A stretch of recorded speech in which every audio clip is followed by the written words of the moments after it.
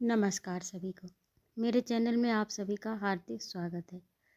आज मैं उपस्थित हूँ मुंशी प्रेमचंद द्वारा लिखित उपन्यास गोदान का अगला भाग लेकर। अपनी बंदूक की नली देखकर राय साहब अपनी तरफ बंदूक की नली देखकर राय साहब झुककर मेज के बराबर आ गए। अजीब मुसीबत में जान फंसी है। शैतान बरबस कहे जाता है। तुमने हमारे रुपए लूट लिए।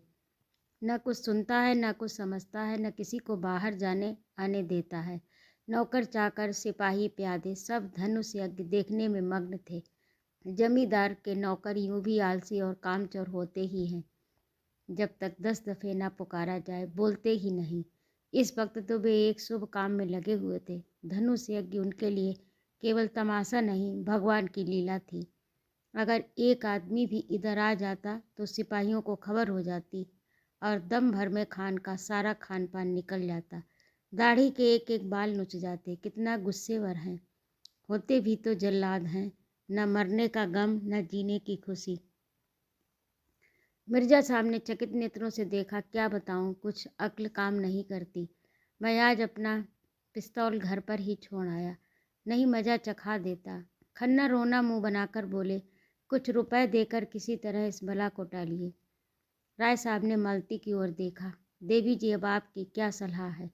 मालती का मुखमंडल तमतमा रहा था। बोली, होगा क्या, मेरी इतनी बेइज्जती हो रही है और आप लोग बैठे देख रहे हैं। मर्दों के होते हुए कुचड्डा जब पठान मेरी इतनी दुर्गति कर रहा, और आप लोगों के खून में जरा भी गर्मी नहीं आती। आपको जान इतनी प्यारी है, क्यों एक आदमी बाहर जाकर शोर नहीं मचाता? क्यों आप लोग उस पर झपट कर उसके हाथ से बंदूक नहीं छीन लेते? बंदूक ही तो चलाएगा, चलाने दो। एक या दो की जान ही तो जाएगी, जाने दो। मगर देवी जी मर जाने को जितना आसान समझती थी और लोग न समझते थे। कोई आदमी बाहर निकलने की फिर हिम्मत करे और पठान गुस्से में आकर 10-5 फेर कर दे तो यहाँ सफाया हो जाएगा। बहुत होगा, पुलिस उसे फांसी की सज़ा सुना देगी। वह भी क्या ठीक, एक बड़े कबीले का सरदार है। उसे फांसी देते हुए सरकार भी सोच विचार करेगी। ऊपर से दबाव पड़ेगा राजनीति के सामने। न्याय की कौन पूछता है? हमारे ऊपर उल्टे मुकदमे दायर हो जाएं और दंडकारी पुलिस बिठा दी जाए तो आश्चर्य नहीं। इतने मज़े से हंसी मजाक हो रहा था, अब तक का ड्रामा का आनंद उठाते होते इस शैतान ने आकर एक नई आपत्ति खड़ी कर दी। और आज ऐसा जान पड़ता है कि बिना तो एक खून किए मानेगा ही नहीं। खन्ना ने मालती को फटकारा, देवी जी, आप तो हमें ऐसे लताड़ रही हैं मानो अपनी प्राण रक्षा करना कोई पाप है। प्राण का मोह प्राणी मात्र में होता है, और हम लोग में भी हो तो कोई लज्जा की बात नहीं। आप हमारी जान इतनी सस्ती समझती हैं। ये देखकर मुझे खेद होता है कि 1000 का ही तो मामला है। आपके पास मुफ्त के 1000 हैं, उसे देकर क्यों नहीं विदा कर देती? आप खुद अपनी बेइज्जती करा रही हैं, इसमें हमारा क्या दोष? राय साहब ने गर्म होकर कहा, अगर इसने देवी जी को हाथ लगाया तो चाहे मेरी लाश यहीं तड़पने लगे, मैं इससे भिड़ जाऊंगा। आखिर वह भी आदमी ही तो है। मिर्जा साहब ने संदेह से सिर हिलाकर कहा, राय साहब, आप इन सबों के मिजाज से वाकिफ़ नहीं हैं। ये फेर करना शुरू करेगा तो फिर किसी को जिंदा न छोड़ेगा। इनका निशाना बेखता होता है। मिस्टर तनखा बेचारे आने वाले चुनाव की समस्या सुलझाने आए थे। 10-5 हज़ार का उबारा निवारा करके घर जाने का स्वप्न देख रहे थे। यहाँ जीवन ही संकट में पड़ गया। बोले, सबसे सरल उपाय वही है जो अभी खन्ना जी ने बतलाया। 1000 ही की तो बात है। रुपए मौजूद हैं तो आप लोग क्यों इतना सोच विचार कर रहे हैं? मिस मालती ने तनखा को तिरस्कार भरी आंखों से देखा। आप लोग इतने कायर हैं, ये मैं नहीं समझती थी। मैं भी ये न समझता था कि आपको रुपए इतने प्यारे हैं, और वह भी मुफ्त के। जब आप लोग मेरा अपमान देख सकते हैं तो अपने घर की स्त्रियों का भी अपमान देख सकते होंगे। जब आप लोग मेरा अपमान देख सकते हैं, क्या ऐसे ही अपने घर की भी स्त्रियों का अपमान देख सकते होंगे? तो आप भी पैसे के लिए अपने घर के पुरुषों को होम करने में संकोच नहीं करेंगी। खान इतनी देर तक झल्लाया हुआ सा इन लोगों की गिटपिट सुन रहा था। एकाएक गरज कर बोला, हम अब नहीं मानेगा। हम इतना देर यहाँ खड़ा है, तुम लोग कोई जवाब नहीं देता। जेब से सीटी निकाल कर हम तुमको 1 लम्हा और देता है। अगर तुम रुपया नहीं देता तो हम सीटी बजाएगा, हमारा 25 जवान यहाँ आ जाएगा। बस फिर आंखों में प्रेम की ज्वाला भरकर उसने मिस मालती को देखा। तुम हमारे साथ चलेगा दिलदार, हम तुम्हारे ऊपर फिदा हो गया, अपना जान तुम्हारे कदमों पर रख देगा। इतना आदमी तुम्हारा आशिक है, मगर कोई सच्चा आशिक नहीं। सच्चा इश्क क्या है हम दिखा देगा। तुम्हारा इशारा पाते ही हम अपने सीने में खंजर चुभा सकता है। मिर्जा ने घिंघियाकर कहा, देवी जी, खुदा के लिए इस मुझी को रुपए दे दीजिए। खन्ना ने हाथ जोड़कर याचना की, हमारे ऊपर दया करो मिस मालती। राय साहब तनकर बोले, हरगिज नहीं, आज जो कुछ होना है हो जाने दीजिए। या तो हम खुद मर जाएंगे या इन जालिमों को हमेशा के लिए सबक दे देंगे। तनखा ने राय साहब को डांट बताई, शेर की माद में घुसना कोई बहादुरी नहीं है। मैं इसे मूर्खता समझता हूँ, मगर मिस मालती के मनोभाव कुछ और ही थे। खान के लालसा प्रदीप्त नेत्रों ने उन्हें आश्वस्त कर दिया था। अब इस कांड में उन्हें मनचलेपन का आनंद आ रहा था। उनका हृदय कुछ देर इन नरपुंगमों के बीच में रहकर उनके बर्बर प्रेम का आनंद उठाने के लिए ललचा रहा था। शिष्ट प्रेम की दुर्बलता और निर्जीवता का अनुभव उन्हें हो चुका था। आज अक्खड़ अनगढ़ पठानों के उन्मत्त प्रेम के लिए उनका मन दौड़ रहा था, जैसे संगीत का आनंद उठाने के लिए कोई मस्त हाथियों की लड़ाई देखने के लिए दौड़े। उन्होंने खां साहब के सामने जाकर निशंक भाव से कहा, तुम्हें रुपए नहीं मिलेंगे। खान ने हाथ बढ़ाकर कहा, वो हम तुमको लूट ले जाएगा। तुम इतने आदमियों के बीच से हमें नहीं ले जा सकता। हम तुमको 1000 आदमियों के बीच से भी ले जा सकता है। तुमको जान से हाथ धोना पड़ेगा। हम अपने मासूक के लिए जिस्म का एक एक बोटी नुचवा सकता है। उसने मालती का हाथ पकड़कर खींचा। उसी वक्त होरी ने कमरे में कदम रखा। वह राजा जनक का माली बना हुआ था और उसके अभिनय ने देहातियों को हंसाते हंसाते लुटा दिया था। उसने सोचा, मालिक अभी तक क्यों नहीं आए, वह भी तो आकर देखें कि देहाती इस काम में कितने कुशल होते हैं। उनके यार दोस्त भी देखें, कैसे मालिक को बुलाएं। वह अवसर खोज रहा था कि ज्यों ही मोहलत मिली दौड़ा हुआ यहाँ आया, मगर यहाँ का दृश्य देखकर भौचक्का सा खड़ा रह गया। सब लोग चुप्पी साधे थर थर कांपते कातर नेत्रों से खान को देख रहे थे और खान मालती को अपनी ओर खींच रहा था। उनकी सहज बुद्धि ने परिस्थिति का अनुमान कर लिया। उसी वक्त राय साहब ने पुकारा, होरी दौड़ कर जा, सिपाहियों को बुला ला, जल्दी दौड़। होरी पीछे मुड़ा था। खान ने उसके सामने बंदूक तान कर डांटा, कहाँ जाता है सुअर, हम गोली मार देगा। होरी गंवार था। लाल पगड़ी देखकर उसके प्राण निकल जाते थे, लेकिन मस्त सांड पर लाठी लेकर पिल पड़ता था। वह कायर न था, मारना और मरना दोनों ही जानता था, मगर पुलिस के हथकंडों के सामने उसकी एक न चलती थी। बंधे बंधे कौन फिरे, रिश्वत के रुपए कहाँ से लाए, बाल बच्चों को किस पर छोड़े। मगर जब मालिक ललकारते हैं तो फिर किसका डर। तब तो वह मौत के मुंह में भी कूद सकता है। उसने डपट कर खान की कमर पकड़ी, ऐसा अड़ंगा मारा कि खान चारों खाने चित्त जमीन पर आ रहे और लगे पस्तों में गालियां देने। होरी उनकी छाती पर चढ़ बैठा, जोर से दाढ़ी पकड़कर खींची। दाढ़ी उसके हाथ में आ गई। खान ने तुरंत अपनी कुल्हा उतार फेंकी, जोर मारकर खड़ा हो गया। अरे ये तो मिस्टर मेहता हैं। वही। लोगों ने चारों तरफ से मेहता को घेर लिया। कोई उनके गले लगता, कोई उनकी पीठ पर थपकियां देता, और मिस्टर मेहता के चेहरे पर हंसी न थी न गर्व। चुपचाप खड़े थे, मानो कुछ हुआ ही नहीं। मालती ने नकली रोज से कहा, आपने ये बहुरूपियापन कहाँ से सीखा? मेरा दिल अभी तक धड़ धड़ कर रहा है। मेहता ने मुस्कुराते हुए कहा, जरा इन भले आदमियों की जमा मर्दी की परीक्षा ले रहा था। जो गुस्ताखी हुई हो उसे क्षमा कीजिएगा। ये अभिनय अब जब समाप्त हुआ तो उधर रंगशाला में धनुष यज्ञ समाप्त हो चुका था। सामाजिक प्रहसन की तैयारी हो रही थी, मगर इन सज्जनों को उससे विशेष दिलचस्पी न थी। केवल मिस्टर मेहता देखने गए। आदि से अंत तक जमे रहे। उन्हें बड़ा मज़ा आ रहा था। बीच बीच में तालियां बजाते थे। फिर कहो का आग्रह करके अभिनेताओं को प्रोत्साहन भी देते जाते थे। राय साहब ने इस प्रहसन में एक मुकदमेबाजी देहाती जमींदार का खाका उड़ाया था। कहने को तो प्रहसन था, मगर करुणा से भरा हुआ।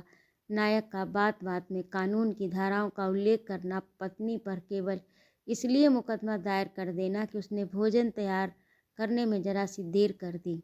फिर वकीलों के नखरे, देहाती गवाहों की चालाकियाँ और झांसे, पहली गवाही के लिए चटपट तैयार हो जाना, मगर इजलास पर तलबी के समय खूब मनावन करना, नाना प्रकार की फरमाइशें करके उल्लू बनाना, ये सभी दृश्य देखकर लोग हंसी के मारे लौटे जाते थे।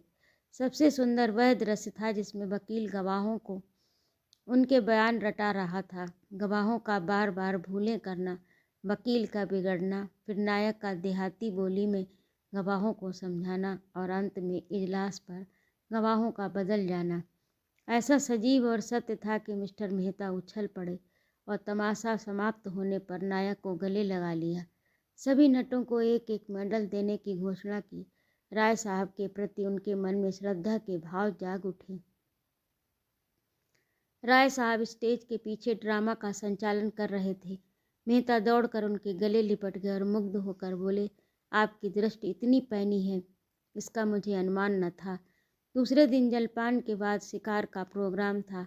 कहीं किसी नदी के तट पर बाग में भोजन बने, खूब जल क्रीड़ा की जाए, शाम को लोग घर जाएं, देहाती जीवन का आनंद उठाया जाए। जिन मेहमानों को विशेष काम था वह तो विदा हो गए। केवल वे ही लोग बच रहे जिनकी राय साहब से घनिष्ठता थी। मिसेज खन्ना के सिर में दर्द था, न जा सकी, और संपादक जी इस मंडली से जले हुए थे। उनके विरुद्ध एक लेख माला निकाल कर इनकी खबर लेने के विचार में मग्न। सबके सब छुटे हुए गुंडे हैं, हराम के पैसे उड़ाते हैं और मूँछों पर ताव देते हैं। दुनिया में क्या हो रहा इन्हें क्या खबर, इनके पड़ोस में कौन मर रहा इन्हें क्या परवाह। इन्हें तो अपने भोग विलास से काम है। ये मेहता जो फिलासफर बना फिरता है, उसे यही धुन है कि जीवन को संपूर्ण बनाओ। महीने में 1000 मार लेते हो, तुम्हें अख्तियार है। जीवन को संपूर्ण बनाओ या परिपूर्ण बनाओ।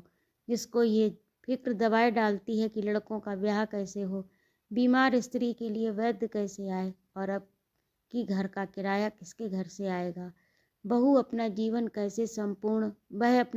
संपूर्ण कैसे बनाए। झूठे साढ़ बने दूसरों के खेत में मुँह मारते फिरते हो, समझते हो संसार में सब सुखी हैं। तुम्हारी आंखें तब खुली गईं जब क्रांति होगी। तुमसे कहा जाएगा, बच्चा खेत में चलकर हल जोतो, तब देखें तुम्हारा जीवन कैसे संपूर्ण होता है। और वह जो है मालती, जो 72 घाटों का पानी पीकर भी मिस बनी फिरती है, शादी नहीं करेगी, इससे जीवन बंधन में पड़ जाता है, और बंधन में जीवन का पूरा विकास नहीं होता। बस जीवन का पूरा विकास इसी में है कि दुनिया को लूटे जाओ और निर्द्वंद विलास किए जाओ। सारे बंधन तोड़ दो, धर्म समाज को गोली मारो, जीवन के कर्तव्यों को पास न फटकने दो। बस तुम्हारा जीवन संपूर्ण हो गया। इससे ज़्यादा आसान और क्या होगा। माँ बाप से नहीं पटती, उन्हें बेवकूफ़ बताओ, शादी मत करो, ये बंधन है। बच्चे होंगे, ये मोह पास है, मगर टैक्स क्यों देते हो। कानून भी तो बंधन है, उसे क्यों नहीं तोड़ते, उससे क्यों कन्नी काटते हो। जानते हो ना कि कानून की जरा सी अवज्ञा की तो बेड़ियाँ पड़ जाएंगी। बस वही बंधन तोड़ो जिसमें अपनी भोग लिप्सा में बाधा न पड़ती हो। रस्सी को सांप बनाकर पीटो और 30 मारखा बनो। जीते सांप के पास जाओ ही क्यों, वह फुमकार मारेगा तो लहरें आने लगेंगी। उसे आते देखो तो दुम दबाकर भागो। ये तुम्हारा संपूर्ण जीवन है। 8 बजे शिकार पार्टी चली। खन्ना ने कभी शिकार न खेला था। बंदूक की आवाज़ से कांपते थे, लेकिन मिस मालती जा रही थी तो वह कैसे रुक सकते थे। मिस्टर तनखा को अभी तक इलेक्शन के विषय में बातचीत करने का अवसर न मिला था। शायद वहाँ वह अवसर मिल जाए। राय साहब अपने इस इलाके में बहुत दिनों से नहीं गए थे। वहाँ का रंग ढंग देखना चाहते थे। कभी कभी इलाके में आने जाने से आदमियों से एक संबंध भी हो जाता है और रौब भी रहता है। कारकुन और प्यादे भी सचेत रहते हैं। मिर्ज़ा खुर्शीद को जीवन के नए अनुभव प्राप्त करने का शौक़ था, विशेषकर ऐसे जिनमें कुछ साहस दिखाना पड़े। मिस मालती अकेले कैसे रहती? उन्हें तो रसिकों का जमघट चाहिए। केवल मिस्टर मेहता शिकार खेलने के सच्चे उत्साह से जा रहे थे। राय साहब की इच्छा तो थी कि भोजन की सामग्री, रसोइया, कहार, खिदमतगार सब साथ चले, लेकिन मिस्टर मेहता ने उसका विरोध किया। खन्ना ने कहा, आखिर वहाँ भोजन करेंगे या भूखों मरेंगे? मेहता ने जवाब दिया, भोजन क्यों न करेंगे, लेकिन आज हम लोग खुद अपना सारा काम करेंगे। देखना तो चाहिए कि नौकरों के बगैर हम जिंदा रह सकते हैं या नहीं।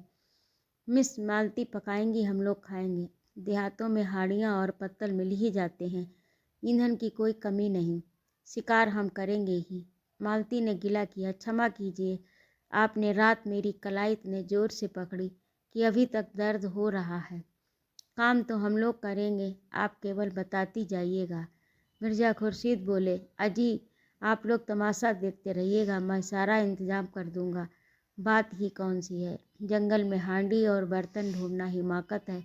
हिरन का शिकार कीजिए, भूनिए खाइए, वहीं दरख्त के साए में खर्राटे लीजिए।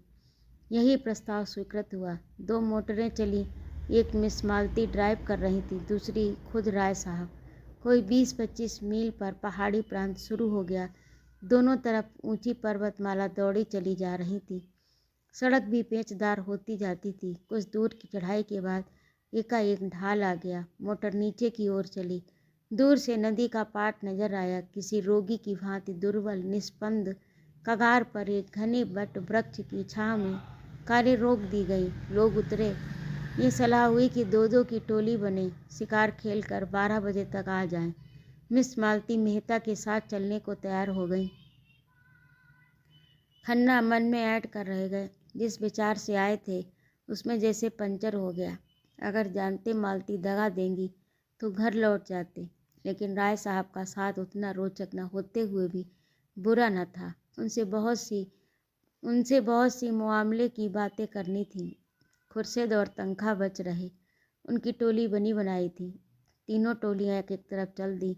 कुछ दूर तक पथरीली पगडंडी पर मेहता के साथ चलने के बाद मालती ने कहा, तुम तो चले ही जाते हो, जरा दम ले लो। मेहता मुस्कराए, अभी तो हम 1 मील भी नहीं आए, अभी से थक गई। थकी नहीं, लेकिन क्यों ना जरा दम ले लो। जब तक कोई शिकार हाथ ना आए हमें आराम करने का अधिकार नहीं। मैं शिकार खेलने ना आई थी, मेहता ने अनजान बनकर कहा। अच्छा, ये मैं न जानता था कि क्या करने आई थी। आज तुमसे क्या बताऊं। हिरनों का एक झुंड चरता हुआ नजर आया। दोनों एक चट्टान की आड़ में छिप गए। निशाना बांधकर गोली चलाई। निशाना खाली गया। झुंड भाग निकला। मालती ने पूछा, अब? कुछ नहीं, चलो फिर शिकार मिलेगा। दोनों कुछ देर तक चुपचाप चलते रहे। फिर मालती ने जरा रुक कर कहा, गर्मी के मारे बुरा हाल हो रहा है, आओ इस वृक्ष के नीचे बैठ जाएं। अभी नहीं, तुम बैठना चाहती हो तो बैठो, मैं तो नहीं बैठता। बड़े निर्दयी हो तुम, सच कहती हूँ। जब तक कोई शिकार न मिल जाए मैं नहीं बैठ सकता। तब तो तुम मुझे मार ही डालोगे। अच्छा बताओ, रात तुमने मुझे इतना क्यों सताया? मुझे तुम्हारे ऊपर बड़ा क्रोध आ रहा था। याद है तुमने मुझे क्या कहा था? तुम हमारे साथ चलेगा दिलदार। मैं न जानती थी तुम इतने शरीफ हो। अच्छा सच कहना, तुम उस वक्त मुझे अपने साथ ले जाते? मेहता ने कोई जवाब न दिया, मानो सुना ही नहीं। दोनों कुछ दूर चलते रहे। एक तो जेठ की धूप, दूसरे पर पथरीला रास्ता। मालती थक कर बैठ गई। मेहता खड़े खड़े बोले, अच्छी बात है, तुम आराम कर लो, मैं यहीं आ जाऊंगा। मुझे अकेले छोड़कर चले जाओगे? मैं जानता हूँ तुम अपनी रक्षा कर सकती हो। कैसे जानते हो? नए युग की देवियों की यही सिफत है। मैं मर्द का आश्रय नहीं चाहती, उससे कंधा मिलाकर चलना चाहती हूँ। मालती ने झेंपते हुए कहा, तुम कोरे फिलासफर हो मेहता, सच, सामने वृक्ष पर एक मोर बैठा हुआ था। मेहता ने निशाना साधा, बंदूक चलाई, मोर उड़ गया। मालती प्रसन्न होकर बोली, बहुत अच्छा हुआ, मेरा सांप पड़ा। मेहता ने बंदूक कंधे पर रखकर कहा, तुमने मुझे नहीं, अपने आप को श्राप दिया है। शिकार मिल जाता तो मैं तुम्हें 10 मिनट की मोहलत देता, अब तो तुमको फौरन चलना पड़ेगा। मालती उठकर मेहता का हाथ पकड़ती हुई बोली, फिलासफरों के साथ हृदय नहीं होता। तुमने अच्छा किया विवाह नहीं किया, उस गरीब को मार ही डालते। मगर मैं यूं न छोड़ूंगी, तुम मुझे छोड़कर नहीं जा सकते। मेहता ने झटके के साथ हाथ छुड़ा लिया और आगे बढ़े। मालती सजल नेत्र होकर बोली, मैं कहती हूँ मत जाओ, नहीं मैं इस चट्टान पर सिर पटक दूंगी। मेहता ने तेजी से कदम बढ़ाए। मालती उन्हें देखती रही। जब वह 20 कदम निकल गए तो झुंझलाकर उठी और उनके पीछे दौड़ी। अकेले विश्राम करने में कोई आनंद न था। समीप आकर बोली, मैं तुम्हें इतना पशु न समझती थी। मैं जो हिरन मारूंगा उसकी खाल तुम्हें भेंट करूंगा। खाल जाए भाड़ में, मैं अब तुमसे बात नहीं करूंगी। कहीं हम लोगों के हाथ कुछ न लगा और दूसरों ने अच्छे शिकार मारे तो मुझे बड़ी झेप होगी। एक चौड़ा नाला फैलाए बीच में खड़ा था। बीच की चट्टानें उसके दांतों सी लगती थी। धार में इतना वेग था कि लहरें उछली पड़ती थीं। सूर्य मध्याह्न पर आ पहुंचा था। उसकी प्यासी किरणें जल में क्रीड़ा कर रही थीं। मालती ने प्रसन्न होकर कहा, अब तो लौटना पड़ा। क्यों, उस पार चलेंगे? यहीं तो शिकार मिलेंगे। धार में कितना वेग है, मैं तो बह जाऊंगी। अच्छी बात है, तुम यहीं बैठो, मैं जाता हूँ। हाँ, आप जाइए, मुझे अपनी जान से बैर नहीं। मेहता ने पानी में कदम रखा, पांव साधते हुए चले। ज्यों ज्यों आगे जाते थे पानी गहरा होता जाता था, यहाँ तक कि छाती तक आ गया। मालती अधीर हो उठी। शंका से मन चंचल हो उठा। ऐसी विकलता तो उसे कभी न होती थी। ऊंचे स्वर में बोली, पानी गहरा है, ठहर जाओ, मैं भी आती हूँ। नहीं नहीं, तुम फिसल जाओगी, धारा तेज है। कोई हरज नहीं, मैं आ रही हूँ, आगे न बढ़ना, खबरदार। मालती साड़ी को पछड़ाकर नाले पर बैठी, मगर 10 हाथ आते आते पानी उसकी कमर तक आ गया। मेहता घबराए, दोनों हाथ से उसे लौट जाने को कहते हुए बोले, तुम यहाँ मत आओ मालती, यहाँ तुम्हारी गर्दन तक पानी है। मालती ने एक कदम और आगे बढ़कर कहा, होने दो, तुम्हारी यही इच्छा है कि मैं मर जाऊं तो तुम्हारे पास ही मरूंगी। मालती पेट तक पानी में थी। धार इतनी तेज थी कि मालूम होता था कदम उखड़ा। मेहता लौट पड़े। मालती को एक हाथ से पकड़ लिया। मालती ने नशीली आंखों में रोष भरकर कहा, मैंने तुम्हारे जैसे बेदर्द आदमी को कभी न देखा था। बिल्कुल पत्थर हो। खैर आज सता लो, जितना सताते बने मैं भी कभी समझ लूँगी। मालती के पांव उखड़ते हुए मालूम हुए। वह बंदूक संभालती हुई उनसे चिपट गई। मेहता ने आश्वासन देते हुए कहा, तुम यहाँ खड़ी नहीं रह सकती, मैं तुम्हें अपने कंधे पर बिठाए लेता हूँ। मालती ने भ्रुकुटी टेढ़ी करके कहा, तो उस पार जाना क्या इतना जरूरी है? मेहता ने कुछ उत्तर न दिया। बंदूक कनपटी से कंधे पर दबा ली और मालती को दोनों हाथों से उठाकर कंधे पर बैठा लिया।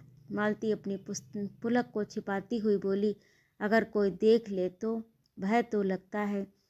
दो पग के बाद उसने करुण स्वर में कहा, अच्छा बताओ, मैं यहीं पानी में डूब जाऊं तो तुम्हें रंज हो या ना हो? मैं तो समझती हूँ कि तुम्हें बिल्कुल रंज नहीं होगा। मेहता ने आहत स्वर में कहा, तुम समझती हो मैं आदमी नहीं हूँ? मैं तो यही समझती हूँ, क्यों छिपाऊँ? सच कहती हो मालती, तुम क्या समझते हो? मैं कभी बतलाऊँगा। पानी मेहता के गर्दन तक आ गया। कहीं अगला कदम उठाते ही सिर तक न आ जाए। मालती का हृदय धक धक करने लगा। बोली, मेहता, ईश्वर के लिए अब आगे मत जाओ, नहीं तो पानी में कूद पड़ूंगी। उस संकट में मालती को ईश्वर याद आया, जिसका वह मजाक उड़ाया करती थी। जानती थी ईश्वर कहीं बैठा नहीं है जो आकर उन्हें उबार लेगा, लेकिन मन को किसी अवलंबन और शक्ति की जरूरत थी। वह और कहाँ मिल सकती थी? पानी कम होने लगा था। मालती ने प्रसन्न होकर कहा, अब तुम मुझे उतार दो। नहीं नहीं, चुपचाप बैठी रहो, कहीं आगे कोई गड्ढा मिल जाए। तुम समझते होगे ये कितनी स्वार्थिनी है, मुझे इसकी मजदूरी दे देना। मालती के मन में गुदगुदी हुई, क्या मजदूरी लोगे? यही कि जब तुम्हें जीवन में ऐसा ही कोई अवसर आए तो मुझे बुला लेना। किनारे आ गए। मालती ने रेत पर अपनी साड़ी का पानी निचोड़ा, जूते का पानी निकाला, मुंह हाथ धोया, पर ये शब्द अपने रहस्यमय आशय के साथ उसके सामने नाचते रहे। उसने इस अनुभव का आनंद उठाते हुए कहा, यह दिन याद रहेगा। मेहता ने पूछा, तुम बहुत डर रही थी? पहले तो डरी, लेकिन फिर मुझे विश्वास हो गया कि तुम दोनों की रक्षा कर सकते हो। मेहता ने गर्व से मालती को देखा। इनके मुख पर परिश्रम की लाली के साथ तेज था। मुझे ये सुनकर कितना आनंद आ रहा है कि तुम ये समझ सकोगी मालती। तुमने समझाया कब? उल्टे और जंगलों में घसीटते फिरते हो और अभी फिर लौटती बार यही नाला पार करना पड़ेगा। तुमने कैसी आफत में जान डाल दी। मुझे तुम्हारे साथ रहना पड़े तो एक दिन भी न पटे। मेहता मुस्कराए। इन शब्दों का संकेत खूब समझ रहे थे। तुम मुझे इतना दुष्ट समझती हो, और जो मैं कहूँ कि तुमसे प्रेम करता हूँ, मुझसे विवाह करोगी तो? ऐसे काट कठोर से कौन ब्याह करेगा? रात दिन जलाकर मार डालोगे। मधुर नेत्रों से देखा, मानो कह रही हूँ, इतना आशय तुम खूब समझते हो, इतने बुद्धू भी नहीं हो। मेहता ने जैसे सचेत होकर कहा, तुम सच कहती हो मालती। मैं किसी रमणी को प्रसन्न नहीं रख सकता। मुझसे कोई स्त्री प्रेम का स्वांग नहीं कर सकती। मैं इसके अंत स्थल तक पहुंच जाऊंगा, फिर मुझे उससे अरुचि हो जाएगी। मालती कांप उठी। इन शब्दों में कितना सत्य था। उसने पूछा, बताओ तुम कैसे प्रेम से संतुष्ट होगे? बस यही कि जो मन में हो वही मुख पर हो। मेरे लिए रंग, रूप और हाव भाव, नाजो अंदाज का मूल्य इतना ही है जितना होना चाहिए। मैं वह भोजन चाहता हूँ जिससे आत्मा की तृप्ति हो। उत्तेजक और शोषक पदार्थों की मुझे जरूरत नहीं। मालती ने ओंठ सिकोड़कर ऊपर सांस खींचते हुए कहा, तुमसे कोई पेश न पाएगा, एक ही घाघ हो। अच्छा बताओ, मेरे विषय में तुम्हारा क्या ख्याल है?